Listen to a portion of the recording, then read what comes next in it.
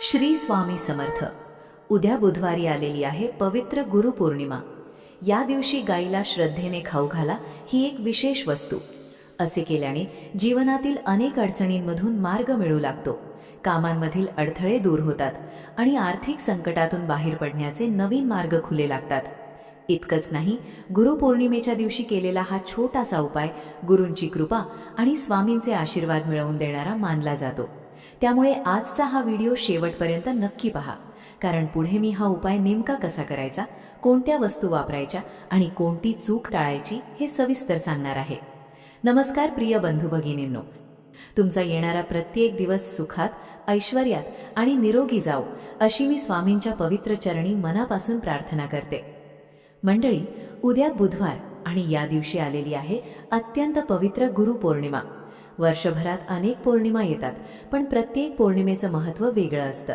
त्यामध्ये आषाढ महिन्यात येणारी गुरुपौर्णिमा ही विशेष शुभ मानली जाते, म्हणूनच या दिवसाची भक्त आतुरतेने वाट पाहत असतात। याच दिवशी वेदांचे रचनाकार महर्षी वेदव्यास यांचा जन्म झाला होता, म्हणून या दिवसाला व्यासपौर्णिमा किंवा आषाढ पौर्णिमा असंही म्हटलं जातं। ज्ञान, संस्कार आणि अध्यात्म यांची आठवण करून देणारा हा दिवस प्रत्येकासाठी खूप महत्त्वाचा आहे। खरं म्हणजे गुरुपौर्णिमा म्हणजे आपल्या गुरूंप्रती आदर, श्रद्धा आणि कृतज्ञता व्यक्त करण्याचा दिवस।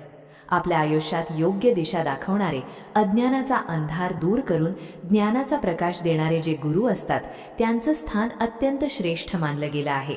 कारण गुरुच आपल्याला योग्य मार्ग दाखवतात आणि ईश्वरापर्यंत पोहोचण्याची वाटही स्पष्ट करून देतात। गुरूंकडून मिळालेलं ज्ञान माणसाच्या आयुष्यात मोठा बदल घडवून आणतं। विचारांमध्ये सकारात्मकता येते, निर्णय घेण्याची क्षमता वाढते, समाजात मान सन्मान मिळतो आणि जीवन अधिक समृद्ध होतं। म्हणूनच प्रत्येकाने आपल्या गुरूंचा सन्मान मनापासून करायला हवा। जर तुम्हाला आयुष्यात प्रगती हवी असेल, यश मिळावं असं वाटत असेल आणि प्रत्येक कामात योग्य दिशा मिळावी असं वाटत असेल, तर गुरुपौर्णिमेच्या दिवशी आपल्या गुरूंची सेवा जरूर करा। ज्यांना गुरु लाभले आहेत त्यांनी त्यांचे आशीर्वाद घ्यावेत आणि ज्यांना अजून योग्य गुरु लाभले नाहीत त्यांनी या शुभ दिवशी गुरुपद स्वीकारण्याचा संकल्प केला तरी ते अत्यंत शुभ मानलं जातं। आणखी एक महत्त्वाची गोष्ट सांगते, जर एखाद्याच्या आयुष्यात योग्य मार्गदर्शन नसेल आणि कुंडलीमध्ये बृहस्पती ग्रह ही कमकुवत असेल, तर अनेक वेळा प्रगतीची कामं अडखळू लागतात। मग तो व्यवसाय असो, नोकरी असो किंवा शिक्षणाचं क्षेत्र असो। अशा वेळी गुरुपौर्णिमेचा दिवस अत्यंत लाभदायक ठरतो।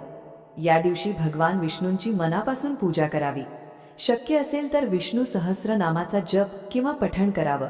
पूजेमध्ये पंचामृत, तुळशीची पानं आणि पिवळी फुलं अर्पण करावीत। तसंच गूळ, हरभरा डाळ किंवा बेसनाचे लाडू नैवेद्य म्हणून अर्पण केल्यास भगवान विष्णूंची कृपा लाभते आणि मनातील अनेक शुभ इच्छा पूर्ण होण्यासाठी सकारात्मक मार्ग तयार होतो।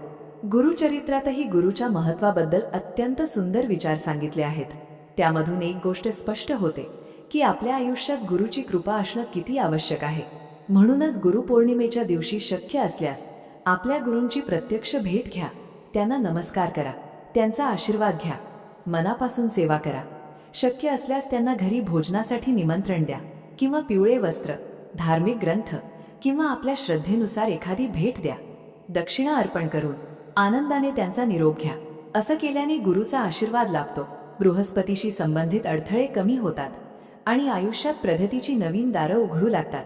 करिअरमध्ये नवीन संधी मिळतात, निर्णय योग्य ठरू लागतात आणि नशीबही साथ देऊ लागतं। म्हणूनच मंडळी, गुरुपौर्णिमा हा दिवस केवळ पूजा करण्यापुरता मर्यादित नाही। हा दिवस आपल्या आयुष्यातील अनेक अडचणी दूर करण्यासाठी, गुरु आणि भगवान विष्णूंची कृपा मिळवण्यासाठी आणि सकारात्मक बदल घडवून आणण्यासाठी अत्यंत महत्त्वाचा मानला जातो। आणि म्हणूनच आजच्या या व्हिडिओमध्ये मी तुम्हाला गुरुपौर्णिमेला करायचा एक अतिशय प्रभावी उपाय सांगणार आहे। या दिवशी गाईला श्रद्धेने खाऊ घाला ही एक विशेष वस्तू। असे केल्याने अनेक अडचणींमधून मार्ग मिळू लागतो, कामांमध्ये यश मिळतं, आर्थिक परिस्थिती सुधारण्यासाठी नवीन वाटा खुल्या होतात आणि लक्ष्मीची कृपाही लाभते। पुढे नेमकी कोणती वस्तू गाईला खाऊ घालायची, ती कशी तयार करायची आणि हा उपाय करताना कोणती गोष्ट अजिबात विसरायची नाही हे सविस्तर सांगणार आहे। त्यामुळे हा व्हिडिओ शेवटपर्यंत नक्की पहा। मंडळी, जर तुम्ही आमच्या चॅनलवर पहिल्यांदाच आला असाल तर चॅनलला नक्की सबस्क्राईब करा आणि बाजूला असलेलं बेल आयकॉन दाबायला विसरू नका, म्हणजे अशाच धार्मिक, उपयुक्त आणि वेळेवर मिळणाऱ्या माहितीचे व्हिडिओ सर्वात आधी तुम्हाला पाहायला मिळतील आणि कोणताही महत्त्वाचा व्हिडिओ तुमच्याकडून चुकणार नाही. आता आज मी सांगत असलेला हा उपाय तुम्ही गुरुपौर्णिमेच्या दिवशी सकाळपासून संध्याकाळपर्यंत तुम्हाला ज्या वेळी शक्य होईल त्यावेळी करू शकता. यासाठी कोणतीही कठीण वेळ किंवा मोठी तयारी लागत नाही. फक्त श्रद्धा आणि विश्वास असणं सर्वात महत्त्वाचं आहे. आपण सगळ्यांनाच माहिती आहे की प्रत्येक पौर्णिमेला, विशेषतः गुरुपौर्णिमेच्या दिवशी गोसेवेला खूप मोठं महत्त्व दिलं जातं. अनेक जण या दिवशी गायीची पूजा करतात, तिला नमस्कार करतात आणि प्रेमानं अन्न खाऊ घालतात, कारण गोसेवा ही अत्यंत पुण्यदायी मानली जाते. शास्त्रांमध्ये असं सांगितलं आहे की गायीच्या शरीरात 33 कोटी देवी देवतांचा वास असतो. म्हणूनच गायीची सेवा म्हणजे अनेक देवतांची सेवा केल्याचं पुण्य मिळतं. गाय ही केवळ एक प्राणी नाही, तर आपल्या संस्कृतीमध्ये तिला मातेसमान स्थान दिलं गेलं आहे. इतकंच नाही, गायीबद्दल अनेक पवित्र गोष्टी आपल्या धर्मग्रंथांमध्ये सांगितल्या आहेत. गाय ही 11 रुद्रांची माता, 8 वसूंची कन्या आणि 12 आदित्यांची बहीण मानली जाते. अमृतासारखं दूध देणारी, सर्व जीवांचा पालन करणारी आणि पवित्रतेचं प्रतीक म्हणून तिच्याकडे पाहिलं जातं.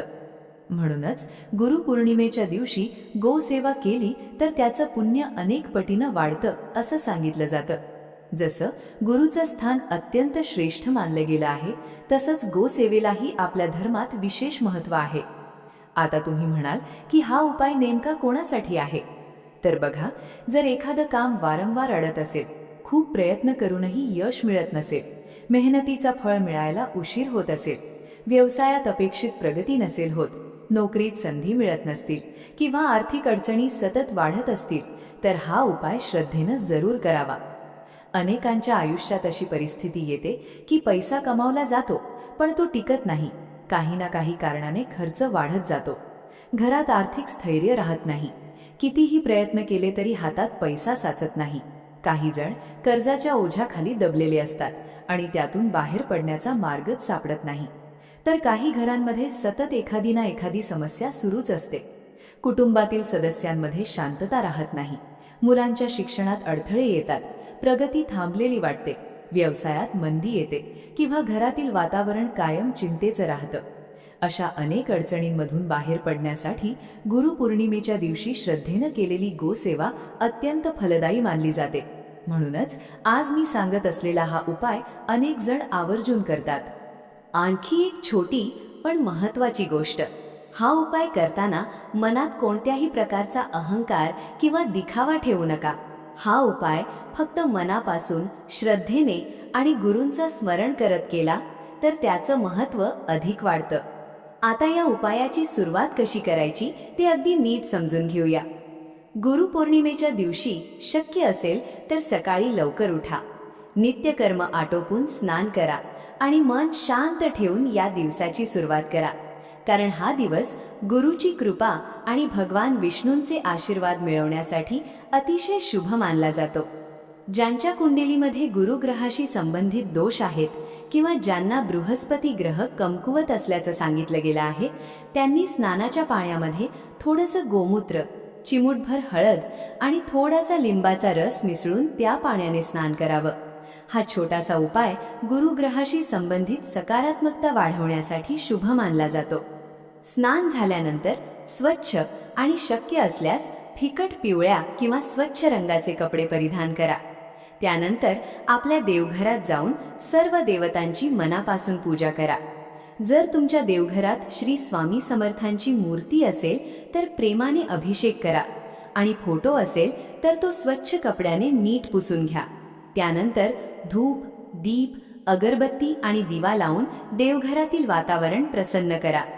देवांच्या चरणी नमस्कार करून आपल्या मनातील इच्छा व्यक्त करा. गुरूंचे आणि भगवान विष्णूंचे स्मरण करा. एवढी तयारी झाल्यानंतर दिवसातील तुम्हाला जेव्हा वेळ मिळेल तेव्हा हा उपाय करू शकता. मंडळी, आता आपण त्या मुख्य गोष्टीकडे येतो ज्याची तुम्ही सुरुवातीपासून वाट पाहत आहात. गाईला खाऊ घालण्यासाठी जो विशेष गोळा तयार करायचा आहे तो नेमका कसा बनवायचा? सर्वप्रथम थोडीशी गव्हाची कणिक घ्या. त्यामध्ये हळद घाला. हळद एवढीच घालायची की कणकेला सुंदर पिवळसर रंग यावा. नंतर ही कणिक स्वच्छ पाण्याने मळून तिचा एक मऊसर गोळा तयार करा. आता त्या गोळ्याच्या आत एक गोळाचा खडा ठेवा. त्यासोबत थोडीशी चणा डाळ आधी भिजवून घ्या आणि तीही त्या गोळ्यामध्ये भरा. त्यानंतर पुन्हा तो गोळा व्यवस्थित बंद करा, म्हणजे गूळ आणि चणा डाळ बाहेर पडणार नाही. बघा, या गोळ्यामध्ये वापरलेल्या प्रत्येक वस्तूला स्वतःचं एक वेगळं महत्त्व आहे. विशेषतः हळद, गूळ आणि चणा डाळ या तिन्ही गोष्टी गुरुग्रहाशी संबंधित शुभ वस्तू मानल्या जातात.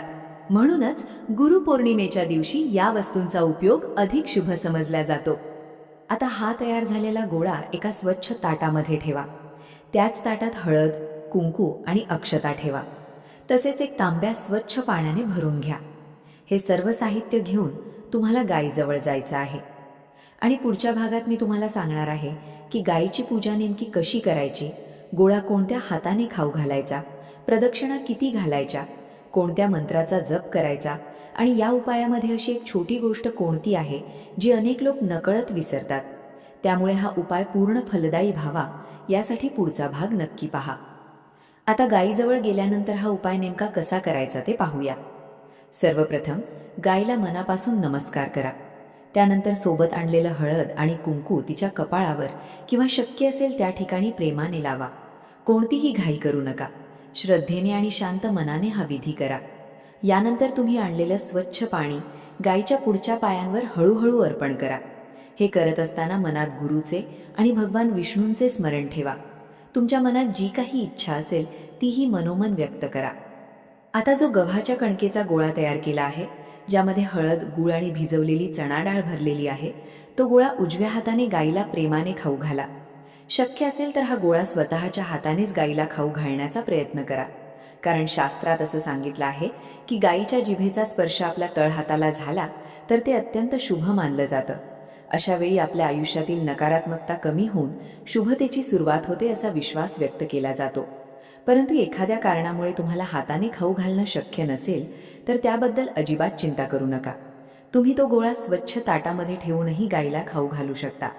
महत्त्वाची गोष्ट म्हणजे हा उपाय श्रद्धेने आणि प्रेमाने केला गेला पाहिजे. गोळा खाऊ घातल्यानंतर गायीला 7 प्रदक्षिणा घाला.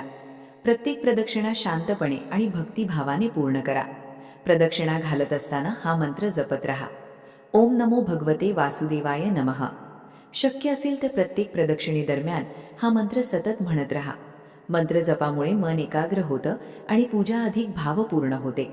प्रदक्षिणा पूर्ण झाल्यानंतर तुमचा उजवा हात गायीच्या खांद्यावर हलकेच ठेवा आणि डोळे मिटून आपल्या मनातील इच्छा भगवान विष्णू आणि गुरूंच्या चरणी अर्पण करा. तुमच्या आयुष्यात ज्या काही अडचणी असतील, मग त्या आर्थिक असोत, कर्जाशी संबंधित असोत, व्यवसायातील असोत, नोकरीतील असोत किंवा कुटुंबातील असोत, त्या सर्व अडचणी दूर व्हाव्यात अशी मनापासून प्रार्थना करा. जर त्या ठिकाणी परिस्थिती अनुकूल असेल तर गायीच्या पायाखालची थोडीशी माती घेऊन ती आपल्या कपाळाला लावा. हा छोटासा उपायही अत्यंत शुभ मानला जातो. मंडळी, लक्षात ठेवा, या संपूर्ण उपायामध्ये सर्वात महत्त्वाची गोष्ट म्हणजे श्रद्धा आणि मनाची शुद्धता. फक्त विधी पूर्ण करणं पुरेसं नाही. हा उपाय करताना मनापासून प्रार्थना आणि गुरूंचं स्मरण असेल तर त्याचं महत्त्व अधिक वाढतं. आणखी एक महत्त्वाची गोष्ट पुढे सांगणार आहे. जर तुम्हाला हा पूर्ण उपाय करणं शक्य नसेल, कणकेचा गोळा तयार करता आला नाही किंवा वेळेची अडचण असेल, तरीही निराश होण्याची गरज नाही. अशा वेळी 2 पिकलेली केळी प्रेमाने गायीला खाऊ घातली तरीही ते अत्यंत शुभ मानलं जातं. महत्त्वाचं म्हणजे वस्तूपेक्षा तुमची भावना, श्रद्धा आणि भक्तिभाव. मनापासून केलेली गोसेवा नेहमीच फलदायी ठरते. यासोबतच जर तुमच्या आयुष्यात व्यवसायात प्रगती होत नसेल, नोकरीमध्ये अडथळे येत असतील, प्रमोशन रखडले असेल किंवा नवीन संधी मिळत नसतील, तर गुरुपौर्णिमेच्या दिवशी आपल्या सामर्थ्यानुसार पिवळ्या वस्तूंचं दान जरूर करा. उदाहरणार्थ हळद, चणा डाळ, गूळ, केळी, पिवळे वस्त्र किंवा इतर पिवळ्या रंगाच्या वस्तू गरजू व्यक्तीला किंवा योग्य ठिकाणी दान करू शकता.